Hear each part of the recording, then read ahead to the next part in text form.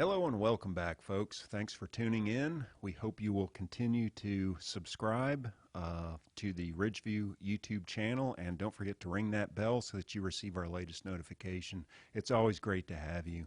I want to point your attention to our COVID helpline number, which is always here available to you from 8 a.m. to 8 p.m. every day of the week. We have trained counselors available that can help validate what you're going through and provide some counseling on maybe where to network and get some connected to the resources that can help you during your these hard times.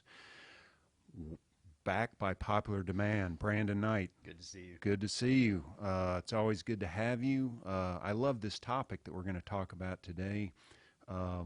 As you know, my office is a mess, I'm embarrassed to admit, but my closet at home is immaculate.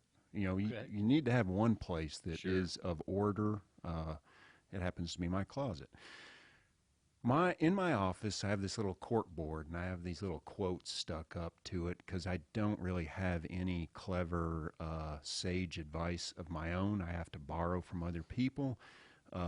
On that cork board was a quote from Jimmy Valvano, and I ended up writing an op-ed about it, about parenting, and I thought we could just talk about what it's like to be a parent in the days of COVID, or being a child for that matter, since we're both sons.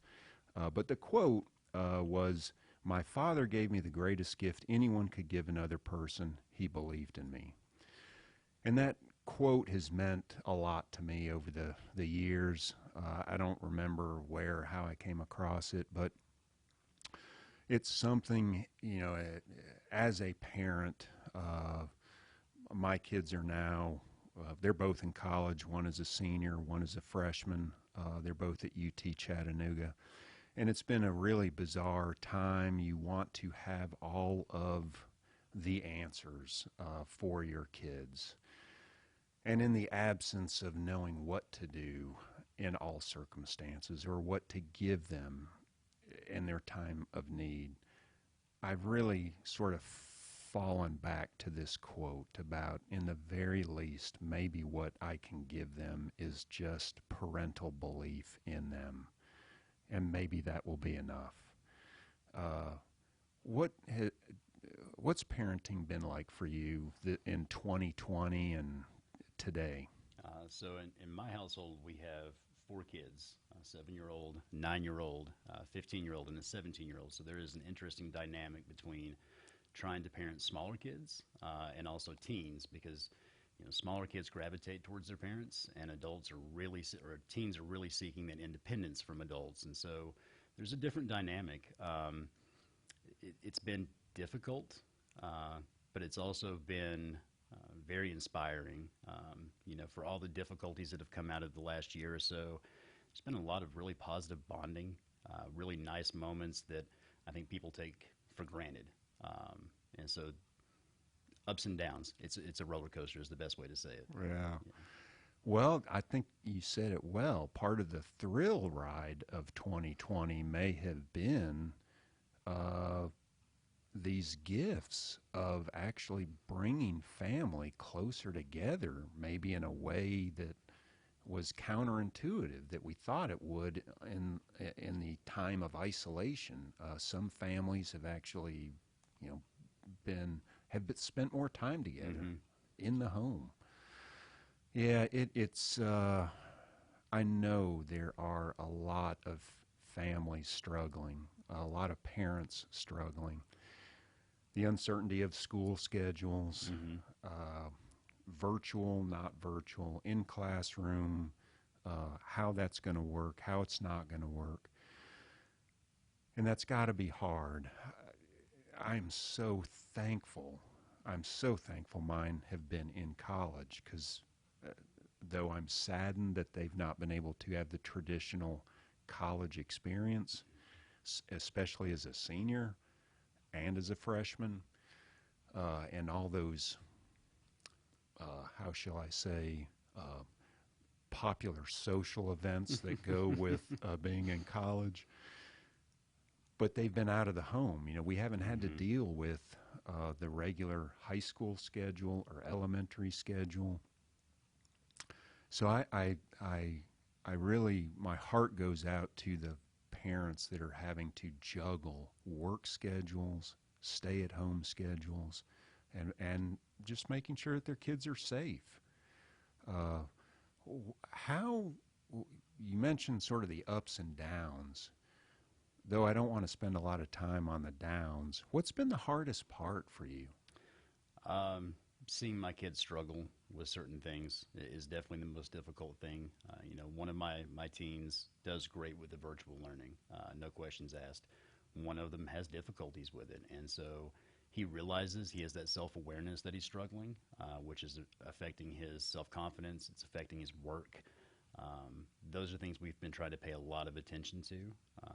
So that's the downside. The positive to that very same scenario, though, is being able to focus in on something like that, where I feel like, a lot of parents, even pre-COVID, you're working, you're paying bills, you're trying to deal with 1,000 other things, and sometimes we don't pay attention to all the things that we should as a parent. And so these circumstances may have given us the ability to highlight that and to focus on it. Do you find your kids are watching you in a different way or listening to you in a different way than they have before, that in some ways they're hoping to see how they can cope with things by watching how you're coping with things? I do. I feel that stress or emotional distress is kind of a trickle-down effect. So whatever is impacting you, if you're not managing it, your kids are going to pick up on that. They're going to perceive that. One of the things that, especially my oldest son and I have tried to do together throughout this time period is to work out together. And it didn't start intentionally, quite honestly. I usually get up and go work out before they're even out of bed. But I noticed him getting up earlier and at first coming down to the garage and wanting to talk to me while I was jogging on a treadmill or lifting weights, and then after a week or two of that saying, hey, can you explain to me what you're doing? And then after another week saying, do you mind if I give that a shot? And that is certainly one of the things that I've used as a coping mechanism is exercise. And now he's doing the same thing, and it's something we're actually doing together too. So I feel like what we're doing does trickle down to our kids. Yeah. I am quite confident that you're a fantastic dad. Thank you. Same. Your family's lucky to have you. In addition to us both being dads, we're also both sons.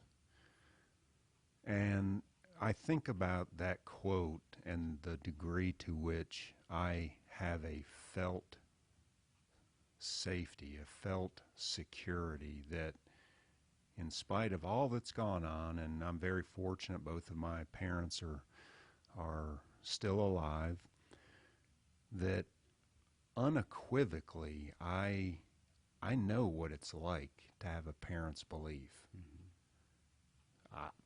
I feel it not in my head and in my heart, but in my bones. It's that deep. And it's a very comforting, reassuring thing to have.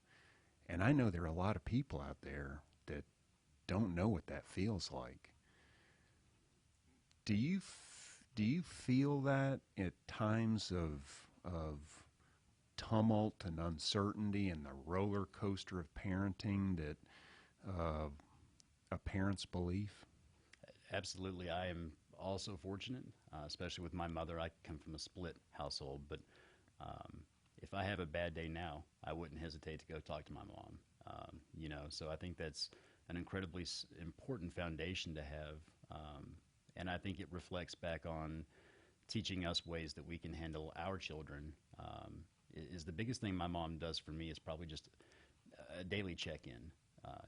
No matter what's going on with her schedule, with my schedule, I see her, I get a phone call, I get a text, I get something almost every day to say, how are you? How are things going? Love you. That's something that I've tried to take and incorporate with my kids too, just to show them that emotional stability, to show them that we're interested in what's going on, and that we're validating their feelings and concerns, especially right now when things are so up in the air.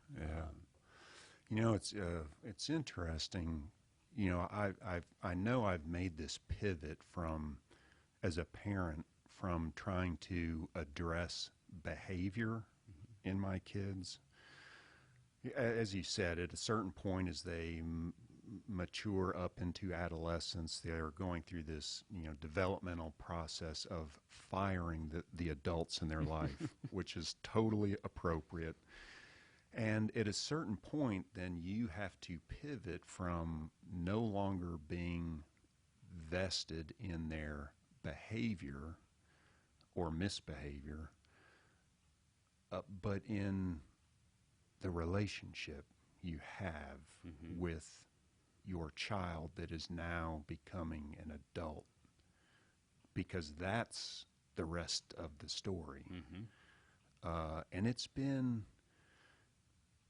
hard, because we do spend so much time in our head trying to think about appropriate behavior modification. Are they doing the right thing? How can they do better? If I set things up for them to be at their best, and then finally you have to, like, the relief of letting go of some of that. And now, you know what?